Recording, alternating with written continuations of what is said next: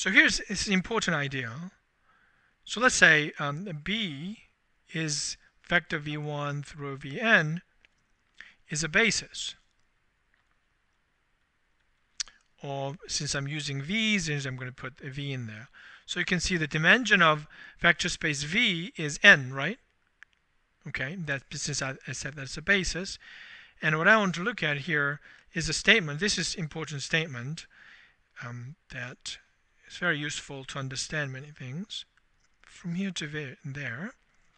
And this information, v1 going to, you plug it into that function, and then you're gonna get function w1, right?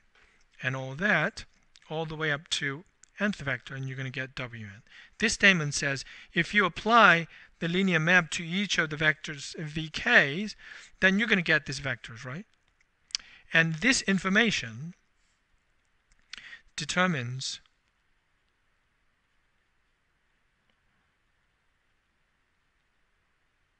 t. Okay? All we know about this t is where the v1 is going, where the vn is going, right?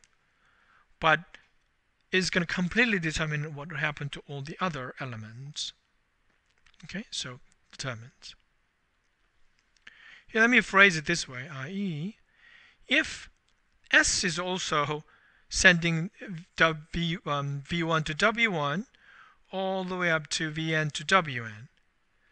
So guy next to me got a more different complicated formula, but if you plug in all the v1 through vn, the result is exactly the same. Okay? Different looking formulas. Then can we conclude S is equal to T? What do we mean by S equals T? Not just these vectors. Everything you plug in, the output is the same. All right? Why would you do that? Because the formula might look different, but the value might be the same. The formula is not necessarily representing the values. That's the polynomial versus functions. Okay? So determines means if you know what happened to the basis element and there's no other choices. That is exactly the same functions. That's the meaning of it determines t. Why is that? Here's why. Answer to why. Any vector is written in terms of linear combination, right? AK, VK. K going from where to where? 1 to n. So you're all familiar with the sigma notation, right? So if that's so, then what's going to happen to t? So what is the next line? You know the next line? I'm going to do it one at a time. First principle of linear map. All the sum inside is the outside sum, right? So do you see that this t passes right in there? You add first, apply later, apply the function first and add later. That's exactly the first axiom, right? So t commutes with the sigma. That's a part of the axiom. But because it's a finitely many, right? That axiom cannot be extended to the infinite sum, which is called Hilbert space. And that rises a lot in quantum mechanics, things like that, and that's infinite dimensional space. What is the next axiom we do? A, the scalar, individually can pop out. So that's the... I personally encourage the student to use this sigma notation a lot. It's more powerful. And once you get used to it, and it is just really, really powerful way of handling complicated combinatorial objects and using this sigma. So what next? And that's going to be WK, right? So if we know where we're going, and if you look at it VK, that's completely determined. So here's K going through N, AK, WK, right? And if you use S here instead of T, if it has same information about the base members, and your argument goes exactly the same. I didn't use anything special about T. At this stage, instead of T, I'm going to have S, and that's going to be the same WK. So you end up at exactly the same value. That's why I can prove that. So determines. So finite dimensional space, how do we understand functions? It's all about what is happening on the basis, right? That gives you right intuition to handle lots of problems. All right, next example I have here. Does that make sense? All right, is important example. One at a time. We're at L from Q5 to Q3. This whole thing, this subject is very algebraic.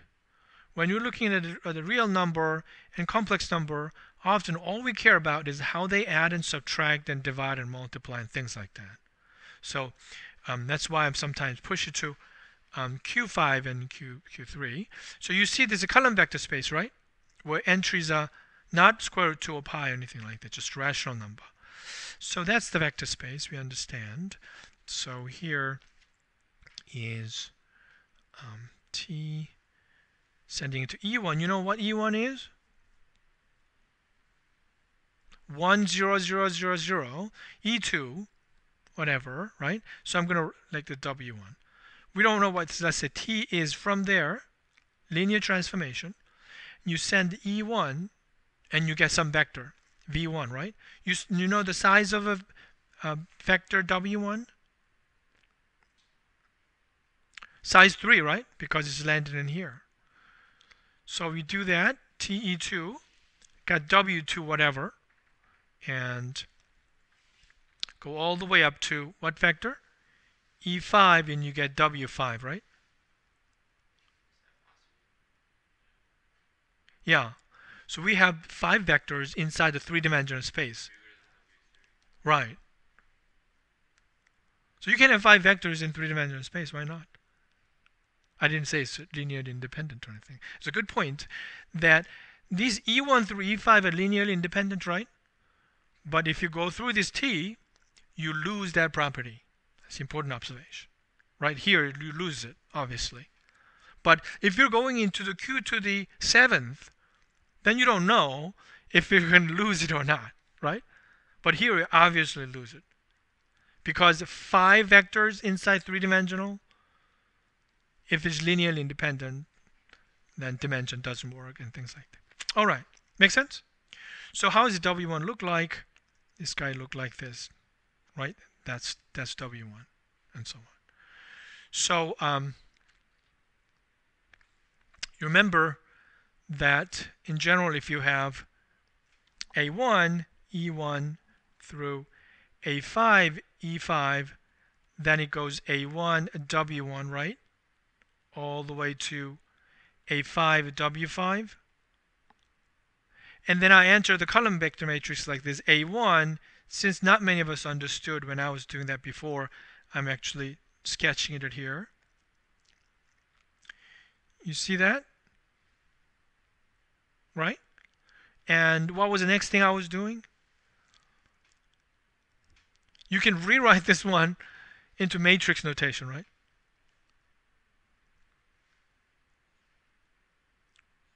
So what is the first column? Sorry about that, I didn't record it. That's exactly this one showed up here, right? So it's not international notation, but I use this one. This is W1 as a column vector appears in the first column of a matrix, right? And how many vectors? W2, W5. So what is the size of this matrix? 3 by 5, is that right? 3 by 5. This one is length 3. So it can be written as m times this vector here. Isn't that this vector is also denoted as a column A1 through A5, right? So if I call that one input vector V, and that's exactly V here, right? So if you have any linear map in here, and you can express that any linear map using a matrix, that's what happened. Okay? This is an important statement. We abstractly define this one. There's no matrix. Collection of all linear maps from 5 column vector space over rational number to 3 column vector space. And I showed that all those maps is the formula is given by matrix times the input vector. Okay? So that's the important statement. All right. Make sense? Okay. So that's that.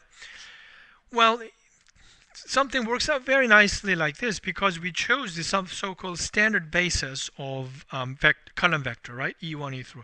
If you choose different bases other than E1, E2, E3, 5, you can choose 5 different bases, right?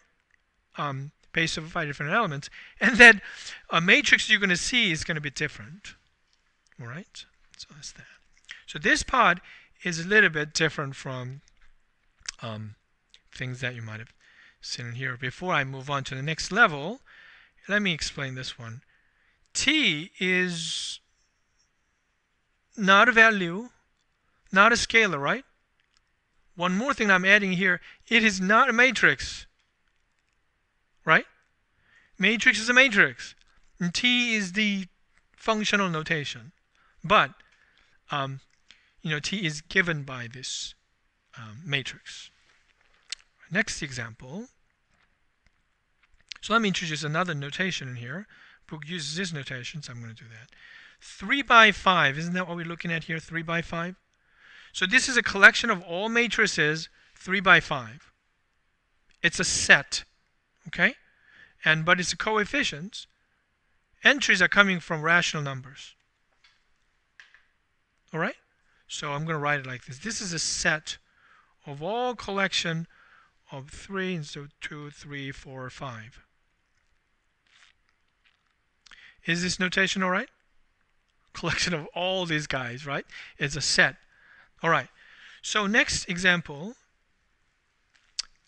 is function from the set of all, I use the word set here, all linear map from V to W to the set mat 3, 5 to the Q. There are 2 levels of seeing this one. First level is called a set. You recognize this as a set? Set of all linear maps. And this one here? Set of all matrices.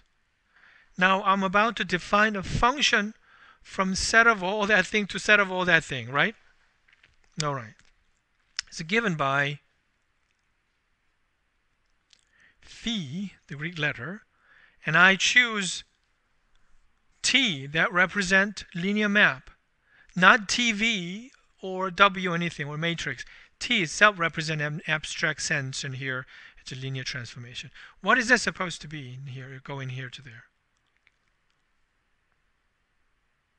What on earth I'm going to map it in? If I pull out arbitrary linear mapping in here, and what is the corresponding element in here?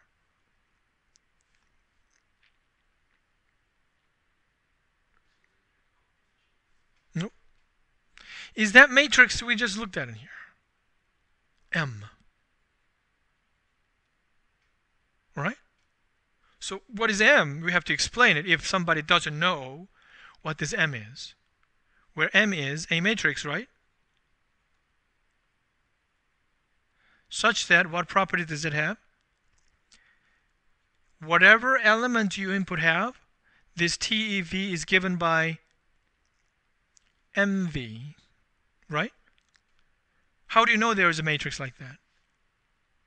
We just argued it earlier here. There always is this matrix. So no matter what you plug it in there, the map is given by matrix multiplication. There is existence in that. So this is a set theoretic level, and I define the map properly, right? And if somebody says, how do you know if it is well defined? What does that even mean? In the definition of the function in here, if any part is vague, it'll describe, and that's what they mean by that. First of all, I have a T and M here, right? That's very vague. All that is explained is that M is a matrix that does that, right? First question, how do you know there is such a matrix? If there is one matrix, how do you know there's something else that does it? Those well-definedness. Okay? You read the definition of these functions from set of functions to matrices, and any vague part is justified nicely, and that is well-definedness of a function. In higher mathematics, a lot of things are defined in this way, so that you don't have to explain on and on and on. There's unique one and explain. Just write it as simple as possible and state that, you know what, this is well defined. All the vagueness and ambiguity is justified. So here, is well definedness make sense to you? All right. So that's the set theory. What is the next level?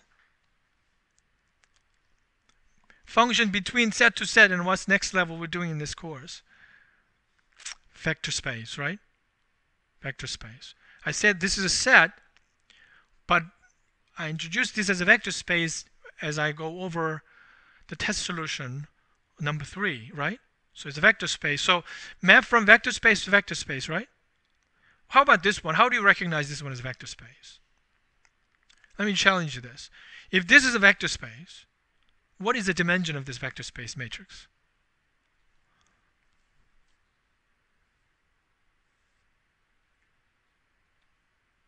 This question is related to, remember that I gave you 3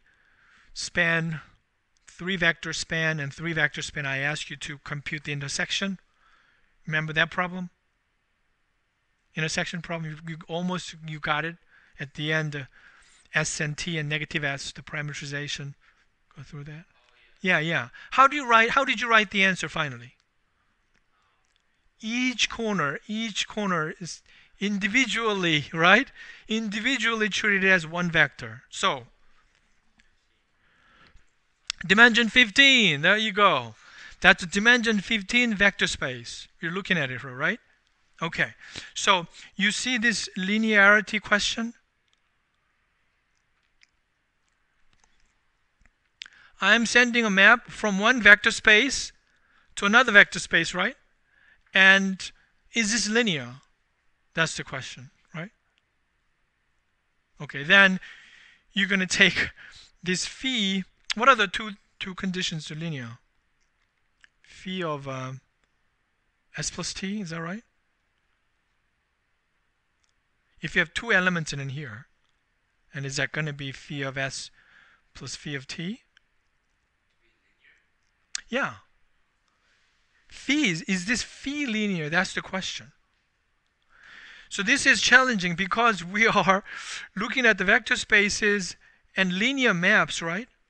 But linear maps itself is a vector spaces, right? So that's a challenging thinking.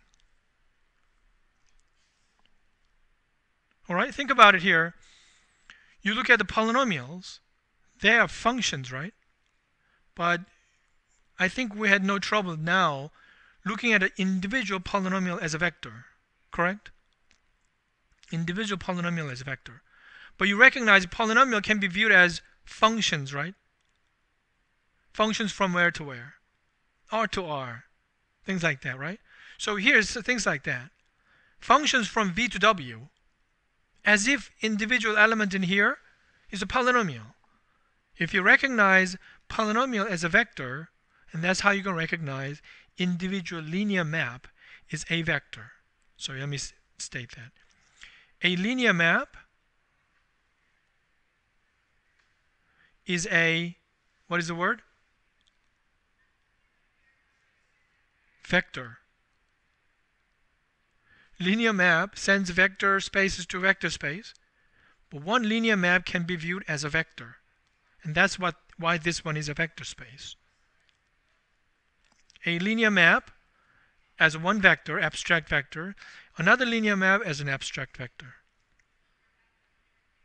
So if you do this, it's going to be same as, sending the map and add later. And if I have, AS in here, is that going to be A times the phi of S?